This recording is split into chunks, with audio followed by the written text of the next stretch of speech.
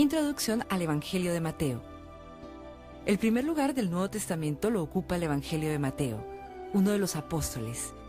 Escrito para un público judío, este Evangelio enlaza las promesas claves del Antiguo Testamento con su cumplimiento en el Nuevo. Mateo les quería dar una respuesta a los que ponían en duda la afirmación de Jesús de que Él era el Mesías prometido en el Antiguo Testamento. El pueblo judío había esperado un líder, un Mesías que los pudiera rescatar de la ocupación romana y establecer un reino como el que había tenido David mucho tiempo atrás. Mateo demuestra que Jesús era el rey que había sido predicho, pero explica por qué no había establecido el tipo de reino que ellos esperaban. Mateo, quien había sido recaudador de impuestos para los romanos, escribió este evangelio en los años 50 o 60, como uno de los discípulos que había sido testigos presenciales de la vida de Jesús. Comienza por la genealogía de Jesús. Nombre tras nombre, se remonta hasta Abraham, documentando el derecho que tenía Jesús de nacimiento al trono de Israel. Hay solamente 28 capítulos en este libro, pero es un libro muy importante. El hecho es que es uno de los libros claves de la Biblia. Este evangelio nos trae a la misma presencia de la persona de Cristo. En el año 4 antes de Cristo, nace en Belén nuestro Salvador, Cristo Jesús. El Evangelio según San Mateo es un libro notable y un libro clave de la Biblia. Vuelve su mirada al Antiguo Testamento y reúne allí más profecías del Antiguo Testamento que cualquier otro libro. Y esto es de esperarse, puesto que fue escrito principalmente para los judíos. Pero al mismo tiempo avanza más en cuanto a las enseñanzas del Nuevo Testamento que cualquiera de los otros evangelios. Por ejemplo, ningún otro escritor del Evangelio menciona a la iglesia por nombre, pero Mateo la menciona. Solo él anota las palabras de nuestro Señor Jesucristo en el capítulo 16 y versículo 18, cuando dijo, «Sobre esta roca edificaré mi iglesia». Este evangelio presenta el programa de Dios. La frase «el reino de los cielos» es una expresión que es peculiar a este evangelio. La encontramos allí unas 32 veces, mientras que la palabra reino ocurre 50 veces. Una comprensión correcta de la frase reino de los cielos es esencial para cualquier interpretación de este evangelio y de la Biblia. Y quisiéramos declarar categórica y dogmáticamente que el reino y la iglesia no son palabras sinónimas, no son lo mismo. La iglesia está incluida en el reino de los cielos, pero no son iguales. El reino de los cielos, declarado con simpleza, es el reino esperado que comenzará cuando Jesucristo, el Mesías, implante su reino de justicia, paz y amor sobre toda la tierra. La iglesia estará presente en este reino, pero no constituirá su totalidad. El reino de los cielos es el reinado de Jesucristo aquí en la tierra. Los judíos a los cuales este evangelio fue dirigido entendieron esta expresión como el total de todas las profecías del Antiguo Testamento con respecto a la venida de un rey del cielo para establecer un reino aquí en esta tierra con las normas del cielo. Esta expresión, pues, no les era nada nueva. Veamos ahora que el reino de los cielos es el tema de este evangelio. El que establecerá ese reino sobre la tierra es el Señor Jesucristo. El reino es lo más importante aquí, y el Evangelio de Mateo contiene 3 discursos principales que tienen que ver con este reino. En primer lugar, el Sermón del Monte, que se refiere a las leyes del reino. Creemos que es solamente una lista parcial de lo que se llevará a cabo en aquel día. En segundo lugar, las parábolas de misterio. Estas parábolas en Mateo capítulo 13 son acerca del reino. Nuestro Señor nos dice que el reino de los cielos es como un sembrador, como un grano de mostaza, etc. Y en tercer término, el discurso del Monte de los Olivos, que anticipa el establecimiento del reino aquí en la tierra. Este evangelio es muy semejante al libro de Génesis. Son 2 libros claves de la Biblia y realmente debemos estar lo suficientemente familiarizados con estos 2 libros a fin de que nos sea posible reflexionar sobre todo su contenido. Daremos algunos títulos de los capítulos para poder así aprender a reflexionar sobre el contenido de este libro. Sugerimos pues que aprenda usted los capítulos de Mateo, pero que no pase por alto la acción que hay en estos capítulos. Vamos a darle ahora una manera de dividir el Evangelio de Mateo. En nuestro estudio seguiremos una división algo diferente, pero esta le ayudará a reflexionar. Es importante que conozcamos a Mateo para comprender la Biblia. Primero, la persona del rey, capítulos 1 y 2. Segundo, la preparación del rey, capítulos 2 hasta el versículo 16 del capítulo 4. En tercer lugar, la propaganda del rey, capítulos 4, versículo 17 hasta el versículo 35 del capítulo 9. El programa del rey, capítulo 9, versículo 36 hasta el capítulo 16, versículo 20. La pasión del rey, capítulo 16, versículo 21 hasta el capítulo 27, versículo 66. Y en sexto lugar, el poder del rey, en el capítulo 28. La genealogía con que empieza el Evangelio de Mateo y el Nuevo Testamento es, en muchos aspectos, el documento más importante en las Escrituras. Toda la Biblia descansa sobre su exactitud. Usted notará que tiene tres divisiones. Primero, la genealogía desde Abraham hasta David, en los versículos 1 al 6. Luego, la genealogía desde Salomón hasta el cautiverio babilónico, en los versículos 7 al 11. Y en tercer lugar, la genealogía desde el cautiverio babilónico hasta José el carpintero, lo cual se encuentra en los versículos 12 al 17. El Nuevo Testamento principia con esta genealogía muy importante. Ahora debemos confesar que en primer lugar, esto parece algo pesado. Si le damos a alguien un Nuevo Testamento, y si tal persona empieza a leer aquí en el Evangelio de Mateo, donde lo primero que encuentra es una genealogía, bueno, no creemos que vaya a continuar leyendo. Un capellán cuenta que durante la Segunda Guerra Mundial había distribuido literalmente miles de Nuevos Testamentos a los que servían en el cuerpo militar. Y él vio cómo los hombres se sentaban en sus camas para leer por un minuto o dos en el principio de Mateo. Y al empezar a leer aquella genealogía en Mateo, llegaban a la conclusión de que este librito no era para ellos. Y no podemos culparlos. La persona corriente debe empezar leyendo primero cualquiera de los otros 3 evangelios, más bien que en el Evangelio de Mateo. Pero eso no disminuye en ninguna manera la importancia de esta genealogía que se menciona aquí.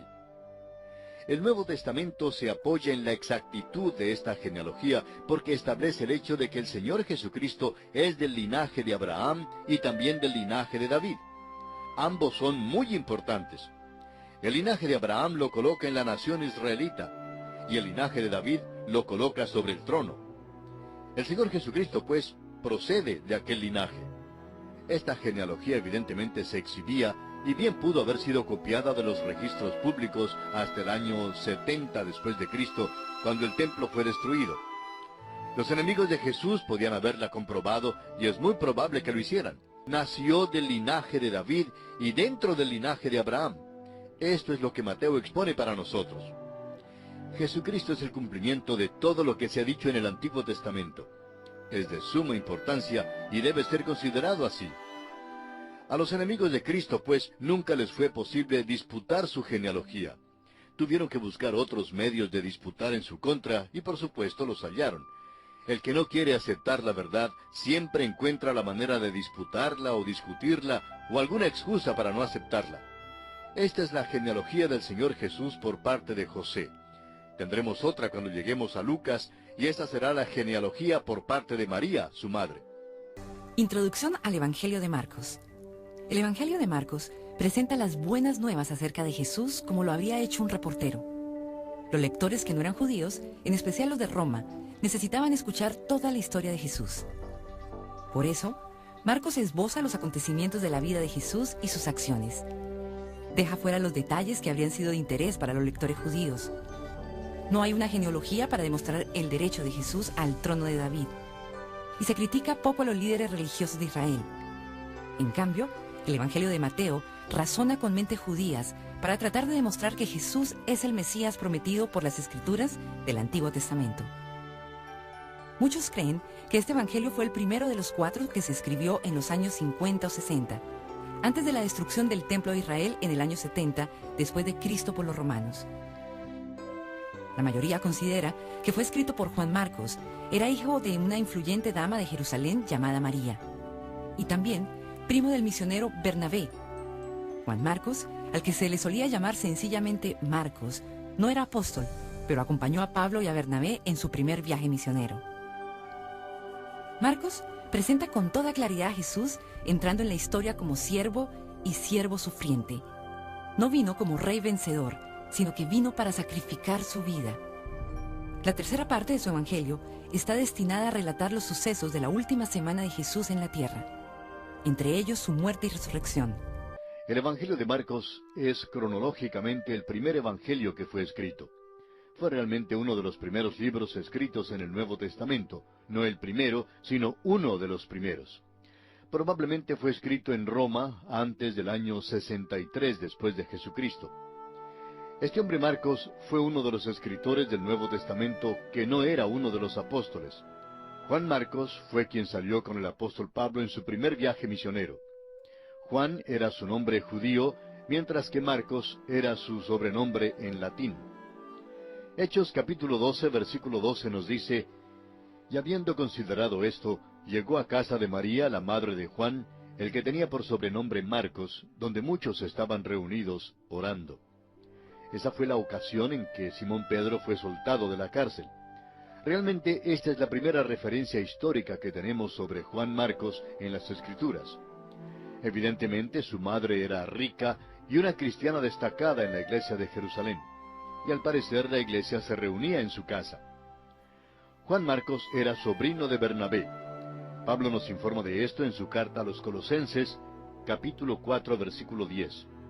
Y al parecer era hijo espiritual de Simón Pedro, porque cuando Pedro escribió su primera epístola, en el capítulo 5, versículo 13, dijo: La iglesia que está en Babilonia, elegida juntamente con vosotros, y Marcos mi hijo, os saludan. El Evangelio según San Marcos por mucho tiempo ha sido considerado como el Evangelio de Simón Pedro. Creemos que hay evidencias que confirman tal punto de vista, pero estas las consideraremos dentro de un momento. Juan Marcos se asoció con Pablo y Bernabé antes de su primer viaje misionero. En Hechos, capítulo 13, versículo 5 dice: Y llegados a Salamina, anunciaban la palabra de Dios en las sinagogas de los judíos. Tenían también a Juan de ayudante. Pero este hombre volvió atrás en Perge de Panfilia. En realidad sabemos muy poco en cuanto al ministerio de Juan Marcos. Lo que sí sabemos es que al fin Juan Marcos salió bien. Estamos entrando en una posición cercana hoy al día en que habrá un estado policíaco mundial que será gobernado por un solo hombre. Será un reinado satánico sobre hombres pecaminosos quienes clamarán por la liberación. El único que podrá librarles será el Señor Jesús mismo cuando Él venga otra vez. En los días en que reinaban los Césares, el mundo suspiraba por la misericordia, pero todo lo que recibió fue poder. Era un tiempo cuando nadie se atrevía a resistir ese poder, porque resistirlo significaba la muerte misma. Era imposible huir de ese poder, y nunca se podía salir de los límites de aquel poder. Fue en aquel tiempo cuando Dios envió un mensaje especial para aquel segmento de la población, y Juan Marcos fue su escritor. Ahora Juan Marcos nos da el relato del Evangelio de Simón Pedro. La iglesia primitiva creía que eso era verdad y así lo sostuvo.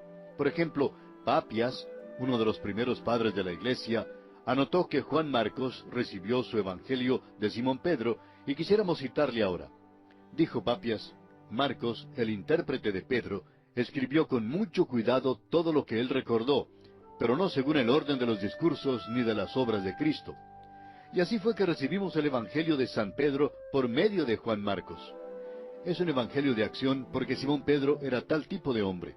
Es un Evangelio de acción escrito para el hombre romano, un hombre de acción. Hagamos ahora una comparación de los 4 Evangelios. Mateo presenta a Jesús como el rey, como el león. Marcos presenta a Jesús como el siervo, el buey. Lucas presenta a Jesús como el Hijo del Hombre, cara del hombre. Juan presenta a Jesús como el Hijo de Dios, el águila. En Marcos, Jesús pone a un lado el ropaje real de su propia majestad y se ciñe el paño de servicio. El énfasis en Marcos es sobre el hacer y no sobre el hablar. Los milagros predominan en este Evangelio. El versículo clave de este Evangelio de San Marcos lo encontramos en el capítulo 10, versículo 45. Allí dice: porque el Hijo del Hombre no vino para ser servido, sino para servir y para dar su vida en rescate por muchos. Veamos ahora las características del Evangelio de San Marcos. Primero, Jesús vino. Marcos arraiga esta frase en la profecía de Isaías y en la proclama de Juan el Bautista. Jesús es presentado como el siervo de Jehová. Esto da cumplimiento a la profecía de Isaías, capítulo 42, versículos 1 y 2, donde dice: He aquí mi siervo, yo le sostendré, mi escogido, en quien mi alma tiene contentamiento. He puesto sobre él mi espíritu. Él traerá justicia a las naciones. No gritará ni alzará su voz, ni la hará oír en las calles. Cristo anduvo haciendo bien. Cuán desconcertante es que nosotros nos quedamos tan satisfechos con simplemente andar. Todos hablan en cuanto a hacer el bien, pero no lo hacen. Simplemente están andando, pero no haciendo bien. El Señor Jesús vino en toda la gracia de su humanidad y en la plenitud de su deidad, haciendo el bien. Pero este es solamente el principio del Evangelio. Él murió y resucitó, y no fue sino hasta entonces que Él dijo a los suyos: Id por todo el mundo y predicad el Evangelio. El Evangelio había sido completado. Hoy en día, este es el Evangelio. Ahora, el estilo de Marcos es breve y brusco, pertinente y eficaz, corto y de lectura agradable. El Evangelio de Marcos es libre de toda verbosidad excesiva y va directamente al grano. Este es el Evangelio de acción y logro. Aquí Jesús no está adornado de palabras ni de narraciones, sino que está ceñido por la acción. El Evangelio según San Marcos está escrito en un estilo simple. Está diseñado para el pueblo. Es interesante notar que la conjunción y ocurre más que cualquier otra palabra en este Evangelio. Se dice que ocurre unas 1331 veces. No las hemos contado, amigo oyente, pero si lo duda, bien puede contarlas usted mismo. Francamente, si hubiéramos entregado una ponencia, un ensayo, un examen en la universidad con tantas íes entrometidas, pues nos habrían calificado de 0. Sin embargo, es una palabra potente cuando se usa correctamente. Es una palabra de acción y significa que algo va a seguir. No se puede dejar de hablar después de la palabra y. Y siempre denota más acción. Marcos escribió este evangelio en Roma, evidentemente para los romanos. Los romanos eran muy activos y aprobaban el poder y la acción. Ellos querían saber la respuesta a esta pregunta: ¿es poderoso Jesús para hacer el trabajo? Este evangelio es lo suficientemente breve como para que un hombre que esté muy ocupado lo pueda leer. Se cita pocas escrituras del Antiguo Testamento y se explica las costumbres judías, lo cual da prueba adicional de que fue escrito para extranjeros. Mateo nos da una genealogía porque un rey tiene que tener una genealogía. Ahora Marcos no nos da una genealogía porque un siervo no la necesita. Un siervo tiene que hacer el trabajo. Y vamos a ver esto en este evangelio porque Jesús es presentado aquí de esa manera. Veamos ahora un breve bosquejo de este evangelio según San Marcos. Encontramos aquí las credenciales de Cristo. Primero, Juan presenta al siervo. Esto se encuentra en el capítulo 1, versículos 1 al 8. En segundo lugar, Dios el Padre identifica al siervo. Marcos 1, del versículo 9 al 11. En tercer lugar, la tentación inicia al siervo. Capítulo 1, versículos 12 y 13. En cuarto lugar, palabras y obras ilustran al siervo. Marcos 1, versículo 14, hasta el capítulo 13, versículo 37. Y esto se divide en dos secciones. Primero, ilustran al siervo por medio de milagros.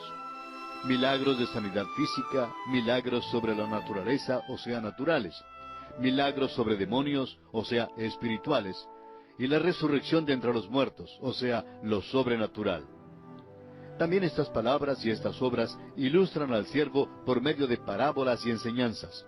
Primero, parábolas. Segundo, por enseñanzas misceláneas. Y tercero, por incidentes. Y en quinto lugar, encontramos que la muerte, la sepultura y la resurrección garantizan al siervo. Y esto lo encontramos en el capítulo 14, versículo 1, hasta el capítulo 16, versículo 20. Introducción al Evangelio de Lucas. En el Evangelio de Lucas es donde se encuentra el mayor número de detalles acerca del nacimiento de Jesús. Lucas era médico y es probable que sea el único escritor no judío del Nuevo Testamento. Quería que sus lectores comprendieran que Jesús no solo era el Hijo de Dios, sino también un hombre. Por eso, usa con frecuencia el título de Hijo del Hombre, para referirse a él. Además, remonta la genealogía de Jesús hasta Adán, el primer hombre. Según Lucas, Jesús llevó una vida perfecta como hombre, y de esta forma se convirtió en el sacrificio perfecto por nuestros pecados, para que nosotros pudiéramos ser salvos. En el centro mismo de este evangelio hay unas parábolas que muestran la compasión de Jesús como el Salvador que va en busca de nosotros, y en las cuales se lo compara a ciertos personajes que buscan una moneda perdida, una oveja perdida y un hijo perdido.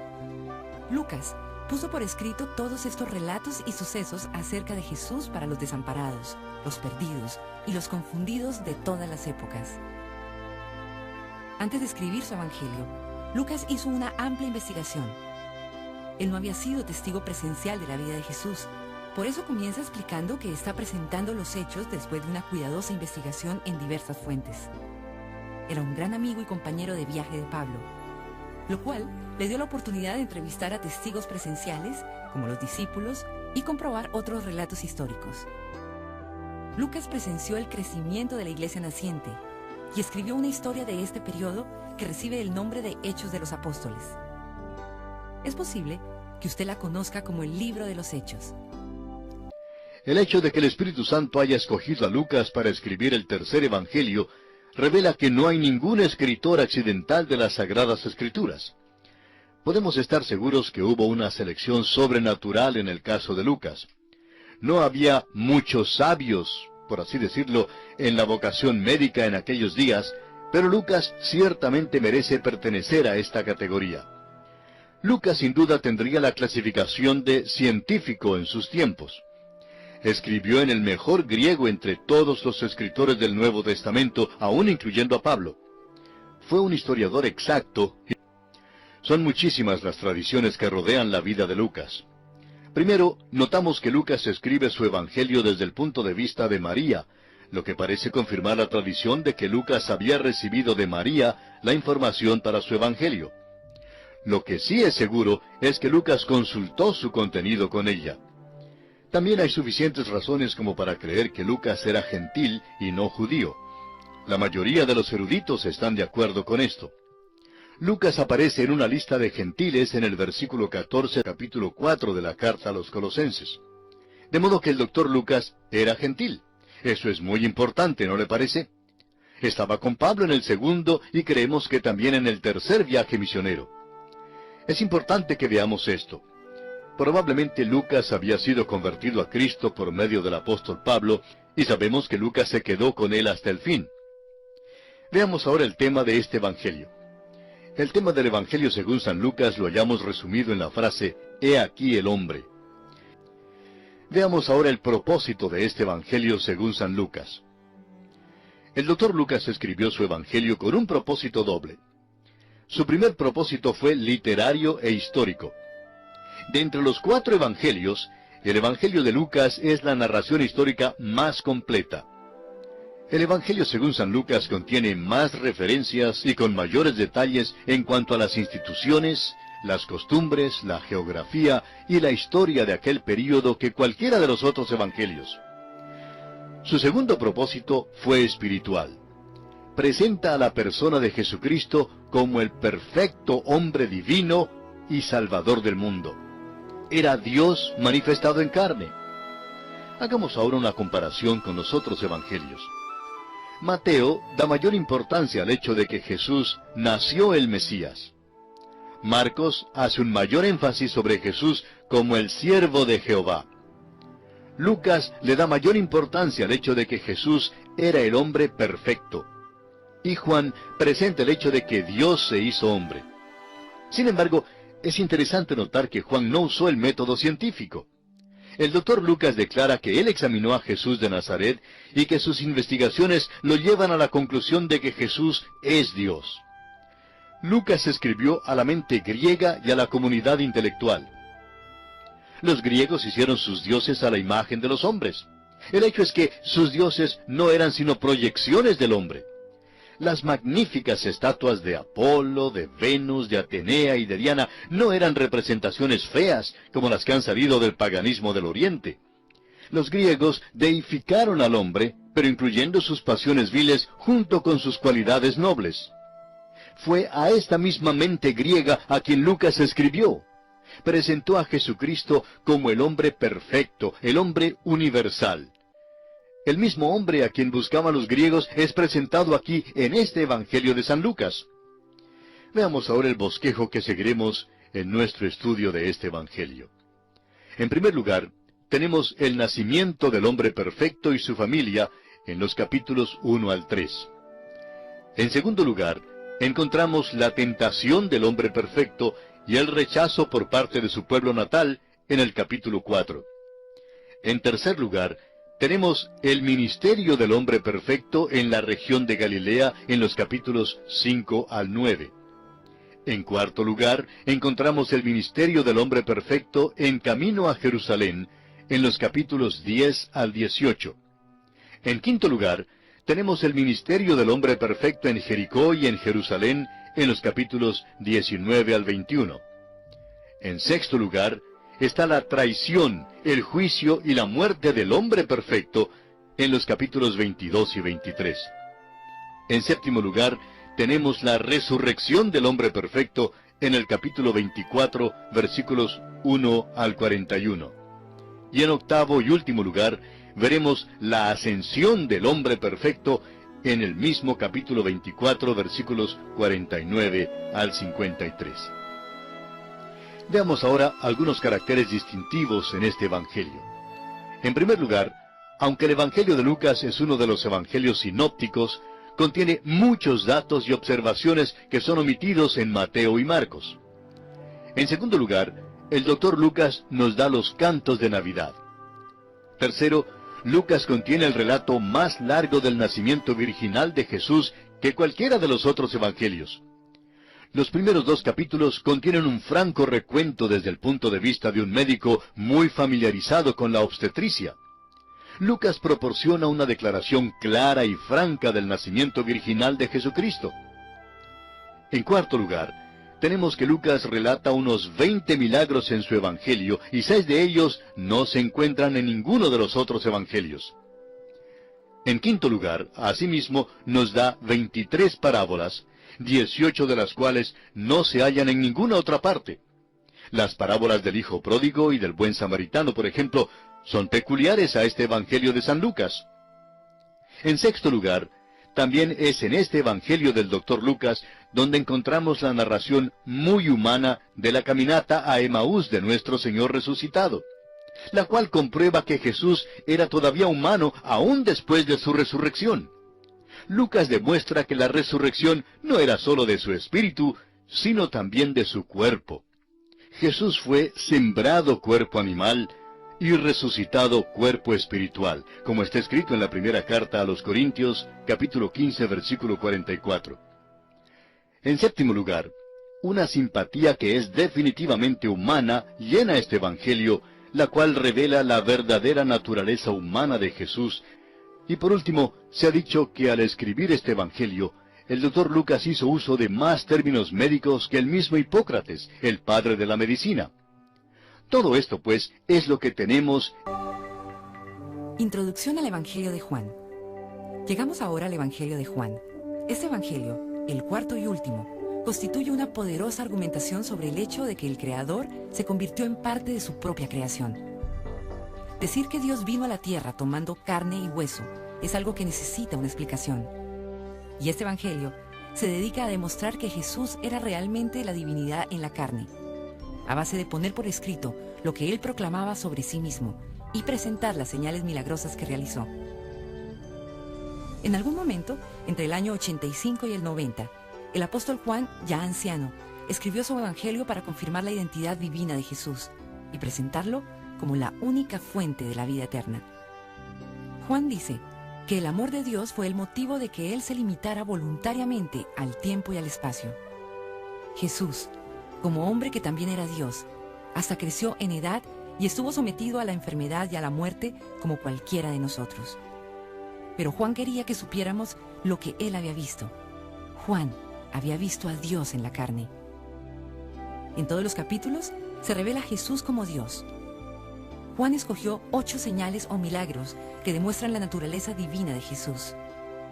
Convirtió el agua en vino, sanó al hijo de un funcionario real, sanó a un paralítico, alimentó a 5,000 con unos pocos panes y peces, caminó sobre el agua, le restauró la vista a un ciego, resucitó a Lázaro de entre los muertos e hizo que los discípulos recogieran una enorme cantidad de pescados.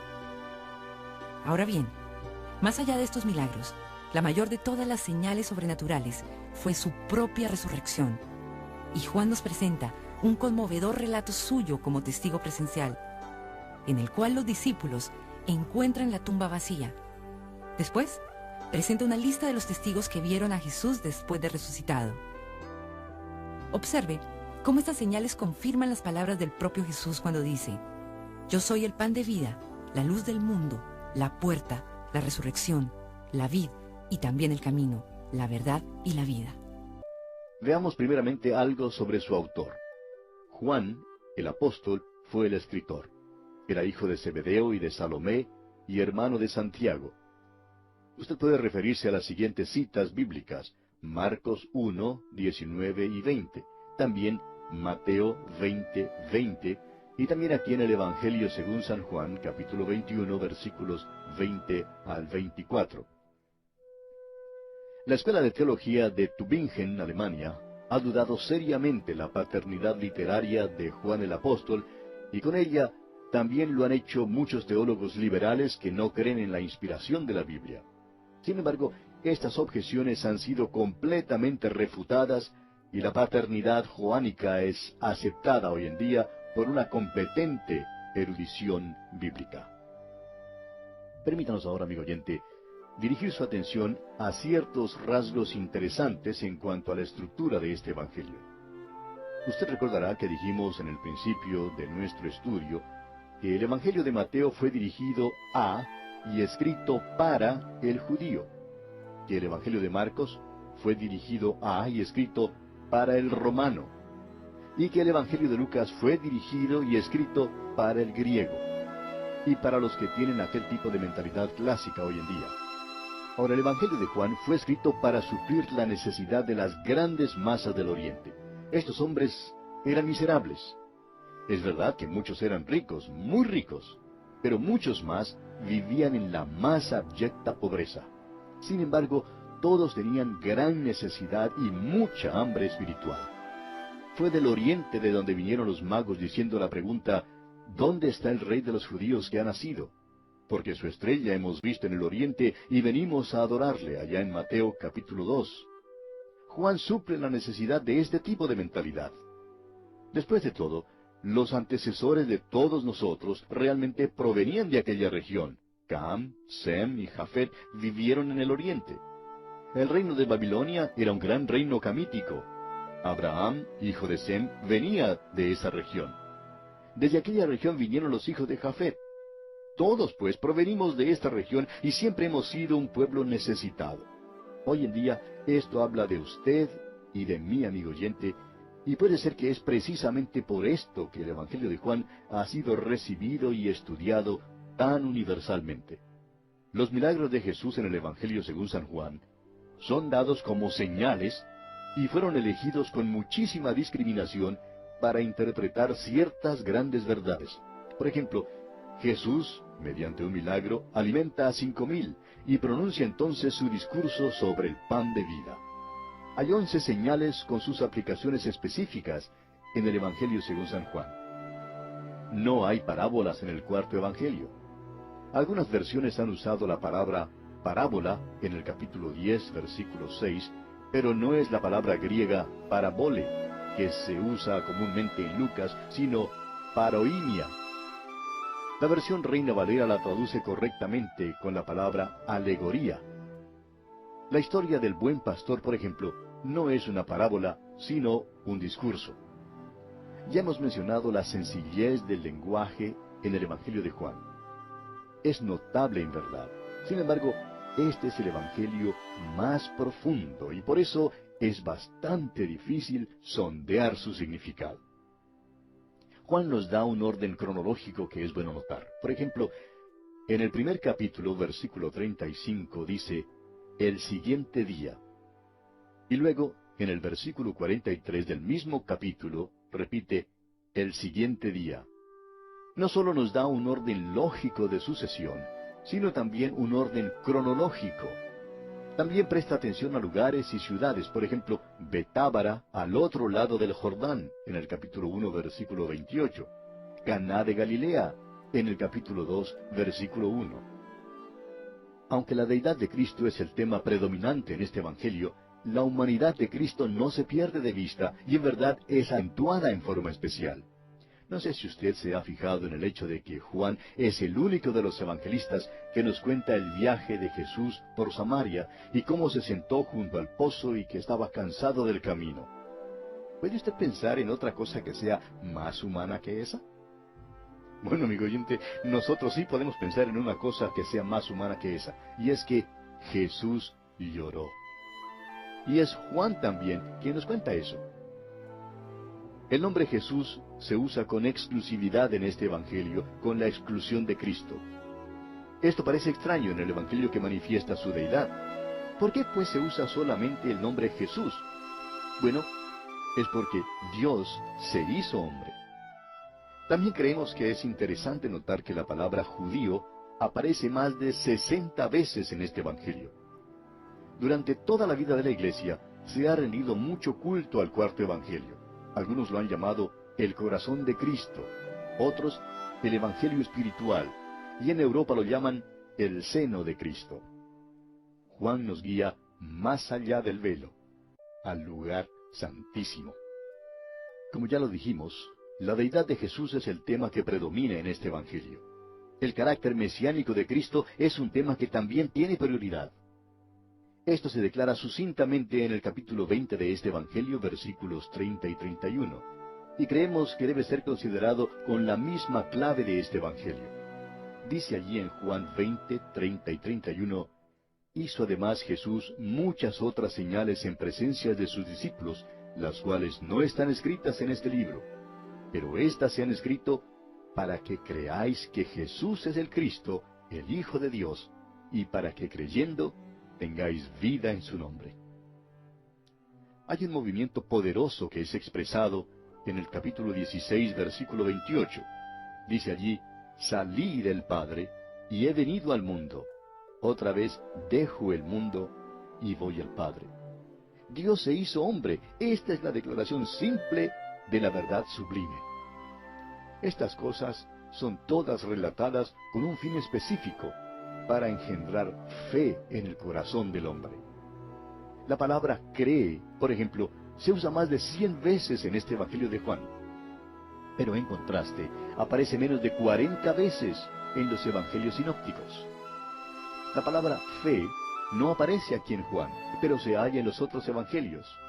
La expresión vida eterna aparece 35 veces, pero solamente 12 veces en los Evangelios sinópticos. De modo que lo que tenemos aquí, amigo oyente, en este Evangelio es el verbo activo cree, el que se usa generalmente con cree en o cree a. Es un acto de la voluntad y no un consentimiento estático. No significa solo el hacer una señal afirmativa o aceptar solamente con el intelecto las verdades del Evangelio.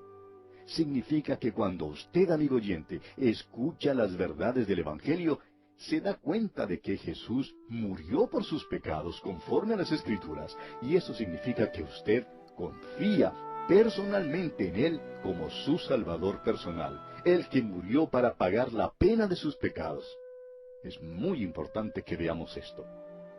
Hemos dividido este Evangelio de una manera que creemos es muy sencilla. El prólogo lo encontramos en el capítulo 1, en los versículos 1 al 18. Los versículos 19 al 51 del mismo capítulo 1 nos presentan la introducción. El testimonio de obras y palabras lo encontramos en los capítulos 2 al 12. El testimonio de Jesús a sus testigos lo tenemos en los capítulos 13 al 17. Tenemos luego el discurso del aposento alto. Y el testimonio de Jesús al mundo entero lo encontramos en los capítulos 18 al 20. El capítulo 21 nos presenta el epílogo que nos habla del Cristo glorificado.